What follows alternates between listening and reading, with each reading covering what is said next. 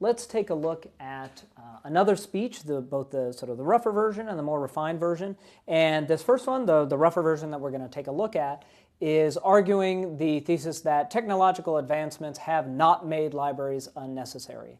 And so once again, it'd be good if you had your evaluation form so you can go through and start looking at where you sit on this and how you would fill this out. And then I would also recommend that you flow the speech. But let's go ahead and take a look at that now.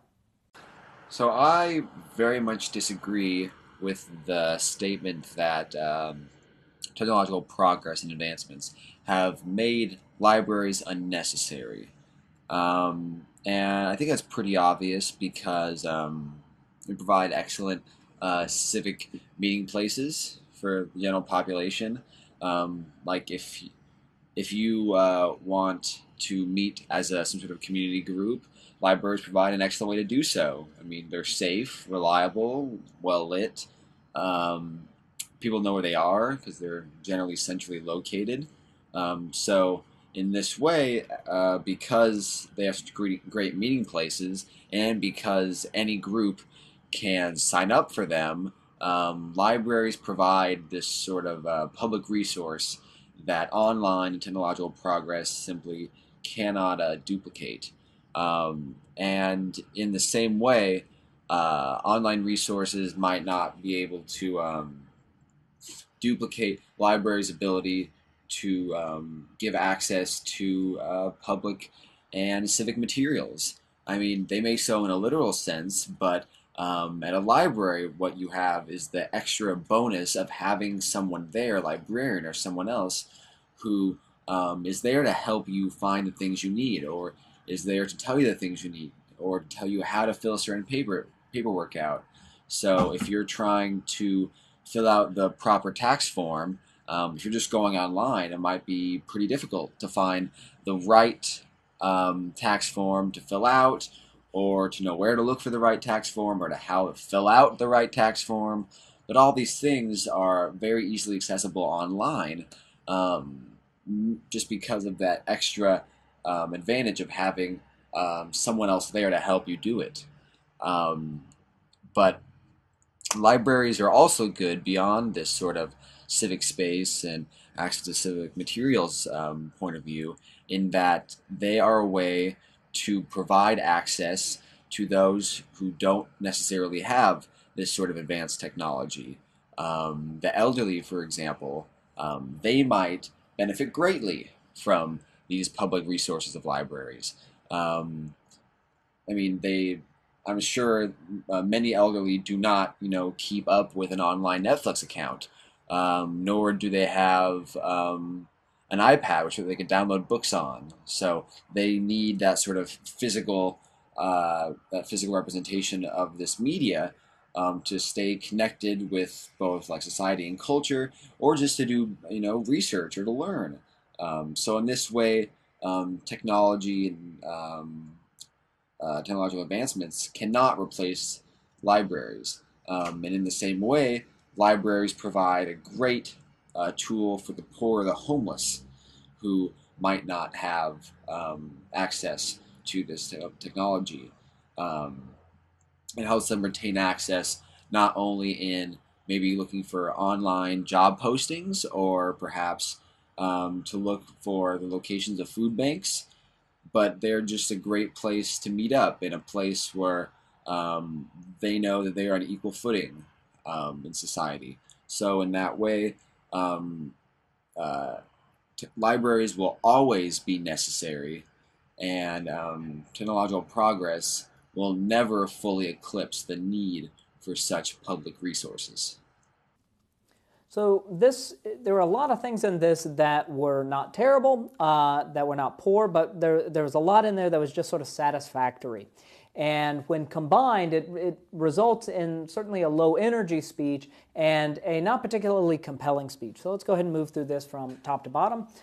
So the introduction, fine. I guess I kind of know more or less what the main points are, although I've got to do a fair bit of work to figure out exactly what they are. But as we move into these main points, my flow here, and you'll see, my flow between the The bad speech and the good speech actually look very similar.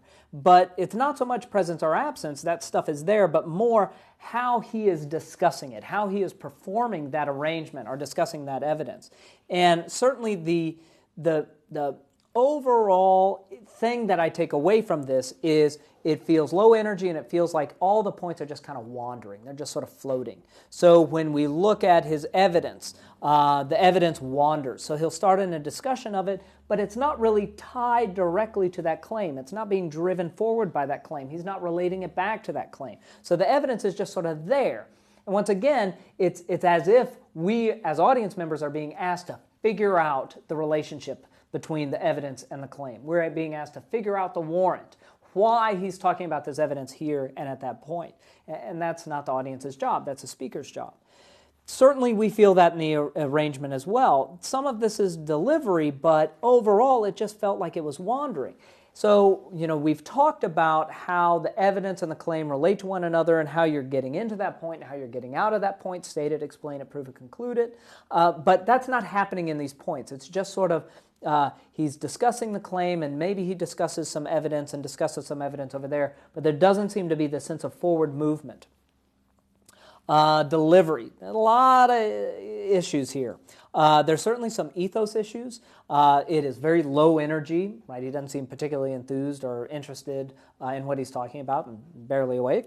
But again, I've asked him to sort of demonstrate what this would look like, so we'll see him as a better speaker in a moment.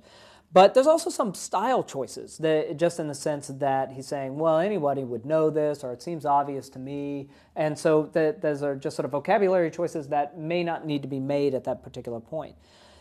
Then we get to the ums. So certainly he has a lot of ums. And as we've discussed, that's not necessarily a deadly thing. But these ums are not working.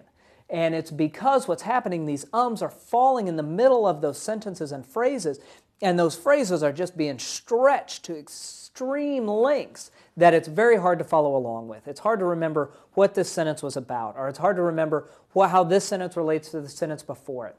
This doesn't have a sense of chunks, right? You can't really feel a discrete difference between 1A and 2A, or they don't feel like they have sort of a beginning, middle, and end as a subclaim.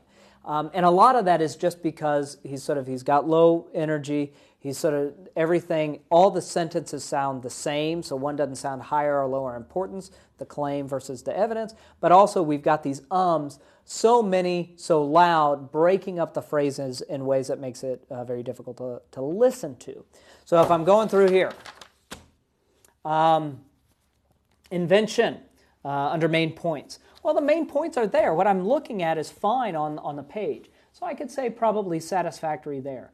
Invention in terms of support, well, I've got good support here. I don't think he discusses it particularly well. I think the evidence in and of itself is fine, but he does not explain how the evidence supported the main points as clearly and effectively as he could.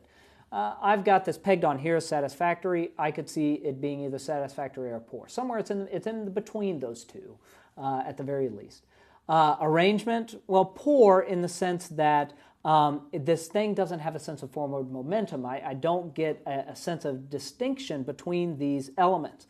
Arrangement in terms of I know where he is fine, but arrangement in terms of feeling the breaks between 1A and 2A and 1A and 1B is not there. Delivery, again, I would say that's satisfactory at best, but probably more likely to be poor. Just in the sense that the ums, ers, and ahs actually were a distraction here and did significantly harm the clarity of the speech. And I'd say that's a rare occurrence, and he thankfully performed that well for us. So now let's go ahead and leave this one and take a look at a Walker doing a speech as he normally will in a much more refined way.